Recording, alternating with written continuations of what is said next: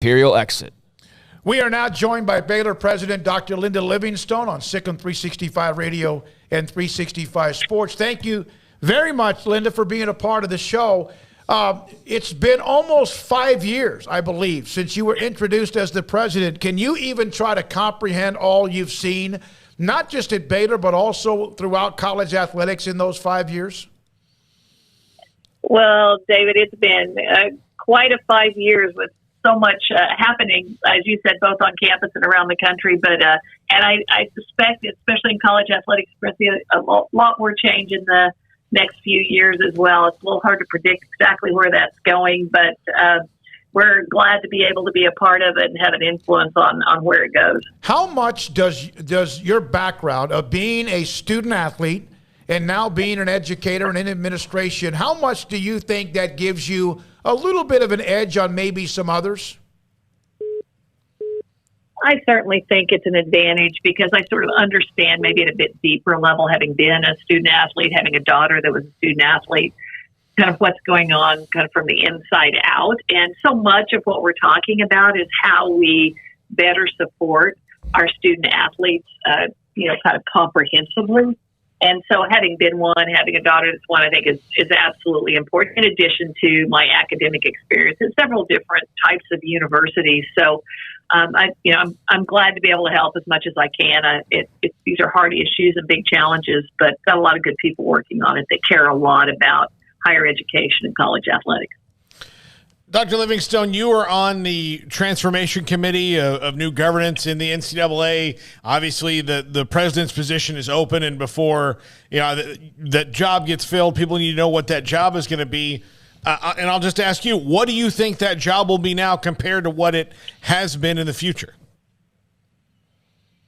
Well, I think it's going to be a really important position going forward because I think we're going to continue to see change in college athletics, and part of what the new president will be responsible for is, helping to implement the new way of thinking that comes out of not just Division I, but Divisions 2 and 3, based on the new constitution for the NCAA. And I think there's going to continue to be, evolution in college athletics. We're certainly going to do everything we can to bring some focus and stability to it. But I don't think, this is never a done deal. In higher education and athletics, we always learn new things. There's always new issues that come up. So I think it's going to continue to be a really important job. It's going to be a very national job, one that requires someone that can really build relationships and engage broadly across the country with a lot of different constituencies. So, we're looking forward to working through that process and finding a great person to lead the NCAA going forward. Through all of the issues that are being discussed right now and being sifted through, is there one that you feel is the paramount of concerns as opposed to maybe perhaps others that are important but not quite to the level of maybe one in particular? Well, I think that the big question out there is kind of how we think about educational benefits for our student athletes going forward and what that's going to look like. And then what are the implications of that for schools? I think, the others that we're dealing with probably right now that are very visible and in the news a lot have to do with NIL and the transfer portal. And those are certainly important, and they're kind of messy right now. And, we're all trying to bring some coherence and stability to that. But I think the bigger question longer term has to do with, what that support model for student athletes looks like broadly, particularly given some of the lawsuits and some of the proposed legislation that's out there. And how do we maintain the integrity of a collegiate athletic model in that kind of an environment? Paul brought up the NCAA Transformational Committee, which you're on. You just, of course, had an extension. By the way, congratulations on your contract and also that of Mack Rhoades and that of Dave Aranda, among others, as Baylor's been very busy. Were you ever approached by the NCAA or those looking in the search committee as the president and or of the Big 12 Commissioner's Office? So, no, in both of those cases. And we haven't even really started the search at the NCAA level. It's very early in that process as we're working to identify a search firm and other things. So there's really been no one that's been approached about that position because we're so early in the process. And I'm actually, along with the other two officers of the Big 12 part of the search committee, so I'm not a candidate for that job. So, but in both cases, looking forward to really bringing in exceptional leadership and know that there's good opportunities to do that in both of those cases. How much were you concerned that Mack Rhoades might be someone that they would talk to? Well, Mack is just an exceptional leader, and he does such a fabulous job for us here at Baylor, and we love the success that he's had in our program and just the integrity with which he runs the program and the values that are embedded throughout that as we, prepare champions for life. And so you always know when you've got someone like that, other people are going to think that they're of interest to them in positions. And so it's why it's important to us to do everything we can to make sure Mack stays here for the long run. And that was certainly the intent of, among other things, of the contract extension, but also just a reward for him for the exceptional work he's doing. Because it's not a job that you could just look up on Indeed.com and see the requirements, what do you personally think that the Big 12 commissioner needs to have, the next Big 12 commissioner that you guys hire needs to have? Yeah. Well, it's a critical role for us in the conference. And so, I can't speak a whole lot about it because we're in a confidential phase right now in that search process. And so we've really committed to not making, public statements about it until we're ready to announce a new commissioner. But I think it's a great opportunity for someone to come in and lead one of the premier conferences in the country that's bringing in some really exceptional schools. And so, we're looking for a leader that's going to help us to continue to be one of the most successful conferences in the country. Dr. Linda Livingstone, president at Baylor University, with us on Sic'Em 365 Radio. There's a lot of arrows, being thrown at the NCAA with Mark Emmert. He's on his way out, and so much of this. Is it the NCAA who's at fault, or is it the member schools who actually the NCAA works for? There's a lot of criticism to be thrown around with, kind of what's happened at the NCAA over a number of years. And I think we all kind of have to accept responsibility as a member organization, and much of the work that gets done and decisions that are made are, made through the engagement of the membership. And I think it's one of the challenges the NCAA has. It's a very large organization. It's pretty complex in the way it's governed and has a lot of different committees and other things that are designed to engage the membership broadly, which is important, but I think it can sometimes, slow down decision making. And then I think everyone would acknowledge that the NCAA, however you define it, the headquarters, the membership, was slow to get ahead of some of these issues that are now posing lots of challenges. So I think one of the things we all recognize is we have to have a structure and an approach to how we do work at the NCAA that's much more proactive and tries to see around the corners before things happen and trying to get ahead of some of these really critical issues in college athletics. Dr. Livingstone, I know that you guys had some announcements just a few days ago. You're talking about updates on statues and signage and things like that, but also the facilities, breaking ground, getting things underway for the new football facility, the new basketball arena as well. I mean, how much excitement has that created, these projects, and how much of a workload has it been trying to kind of organize that and get those off the ground? Well, we're really excited about all the projects that we have either underway or are going to be beginning soon. You mentioned some of the work from the Commission on Historic Campus Representations, and that, of course, process has really started almost 2 years ago. And so we're excited that this year we've certainly done some things in response to those recommendations, but I think this next year, over the next couple of years, people will see some real significant activity around that on the way our central campus looks and feels as we tell our story more accurately. So, that's an important move. Really appreciative of the Board of Regents for their leadership in that. And then, of course, the Mark and Paula Hurd Welcome Center, it looks different every single day as you watch it go up right there at University Parks and I-35. It's a fabulous facility. We took the board there and did a little walk through, and Paula Hurd was with us. It was really moving for Paula to see it and to sign one of the light pillars because that's just so meaningful to her. And so we're very excited about the way that's going to change the face of the front door of campus and the impact it will have on student recruitment, on our alumni, and so many other ways. And then, of course, the two athletic facilities, the basketball pavilion. We've torn down the parking garage that sits where much of that building will reside, and so you're really going to start seeing lots of ground movement and work on that over the summer.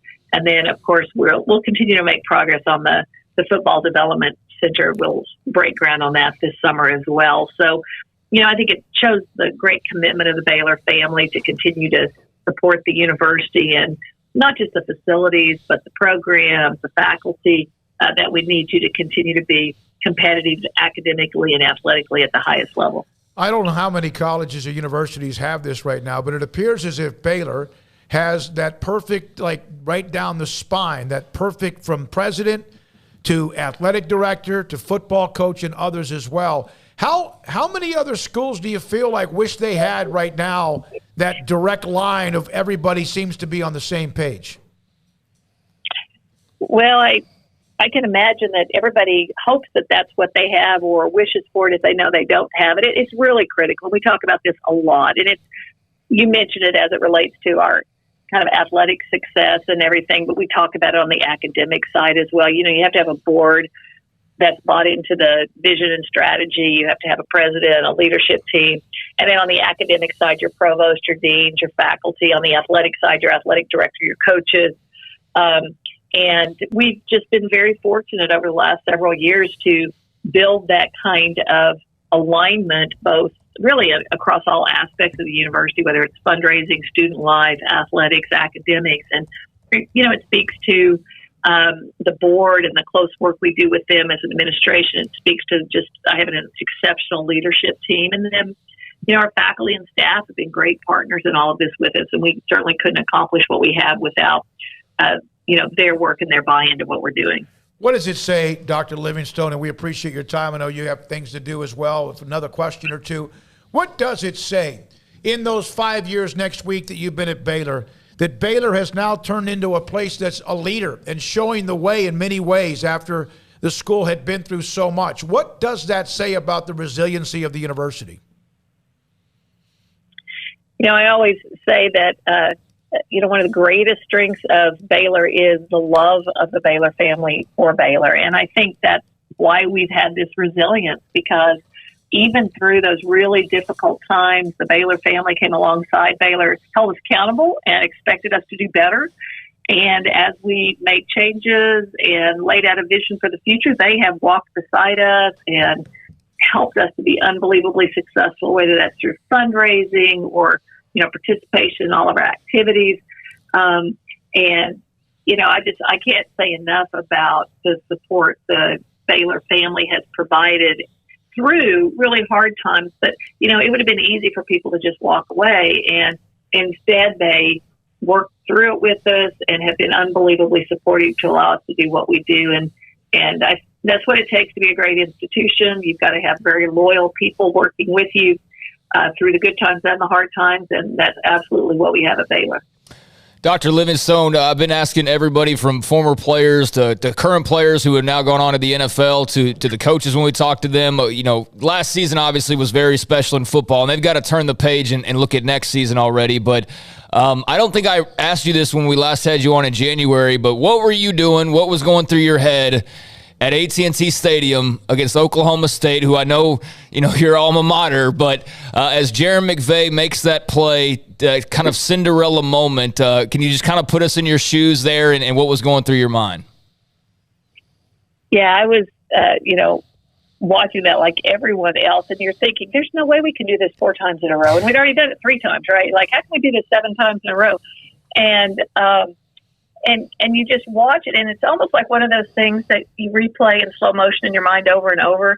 And you just watch it and you go, oh my God, he's going to make that corner. He's going to make that corner. And then Jaron gets to him, and you're watching and you're looking at the referee because you're kind of going, did he really not hit the pylon there in the corner? And then when the referee calls it off, you're like, oh my gosh. And everybody around us went nuts. It was just so exciting. And of course, we show that highlight a lot, and it will always be probably one of our greatest highlights ever in athletics at Baylor.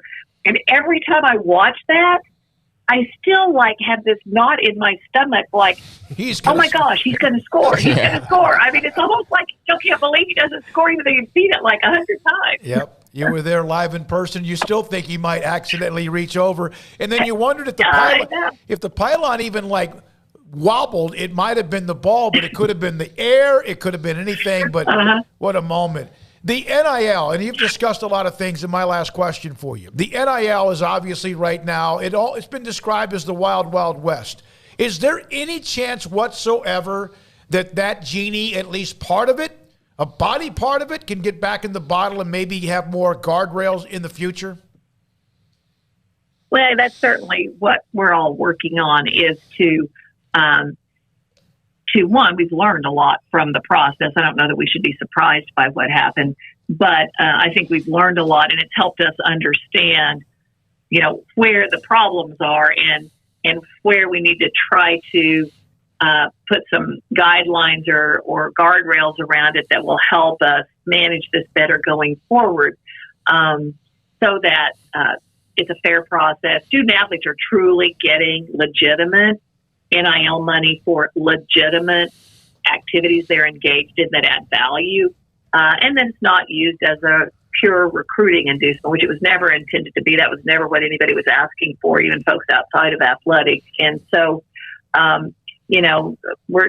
we sent out the board put out some guidelines recently to reemphasize what the policy was and what should and shouldn't be happening, and it gave the enforcement staff some guidance. But I think we're going to have to continue to work with universities and the athletic departments and their compliance staff to educate and help student athletes understand what's expected. And, and we continue to have conversations about whether any legislation could be helpful or not. And I think as people have seen what's happened, it gives you a better sense of where the challenges are and where there are opportunities for us to try to align things better with what the actual real intent of NIL is. So, and it's been perverted some in some instances. I do think in most cases, for most sports, it's working like it's supposed to. We hear about the really high profile ones and the ones that are probably a bit out of the lanes of what's intended. But I think for most student athletes, and again, in most sports, it's working the way it's supposed to be. And we're working really hard at Baylor to make sure what's working with our student athletes is appropriate, and it's true engagement that they're doing to add value to earn the money that they're being paid. And we've got a great team working on that. Mack and his team have put together great education. We also want student athletes not to be exploited in this process or taken advantage of in some way that they're not really prepared to do or not getting good advice on. And that's important for us, too, to protect our student athletes in ways that allow them to do this in a healthy way as it's intended. Yeah, and he's also mentioned to make sure that Baylor, among many other schools, is not left behind. Even though, some schools have more, is there any concern that the haves are just becoming bigger than the have-nots? I mean, it's always a concern. I do think, it'll be interesting to see what happens. Sometimes these things early on kind of get a little out of control as it's new and people don't know how it's going to work. And then things settle down as everybody understands how it's going to work and how we want to best work with student athletes. So I think we also have to be a little careful not to overreact to what's happening now, given how new everything is. And there's the interaction with the transfer portal as well, which, I think if you had either the transfer portal open like it is or NIL, you wouldn't be seeing all of this like you are. But I think those two kind of intersecting with one another at the same time without understanding the impact either one of those would have by themselves has made this more complicated. So I think, there's efforts both as we think about how to manage the transfer portal so it's fair to student athletes, but also helps coaches manage their rosters a little better, and how we think about NIL. Hopefully we'll see it settle into a sort of a more normal and maybe appropriate model going forward. Dr. Livingstone, thanks for your time. We appreciate it very much. Dr. Linda Livingstone, president of Baylor University. I remember I was in Neff Hall and she had been there. I mean, I don't really know if it's quite even had taken over. I was able to sit down, thanks to Jason Cook, and do an interview with her. Lengthy. She's always been accessible to us. We appreciate her time. By the way, somebody asked me about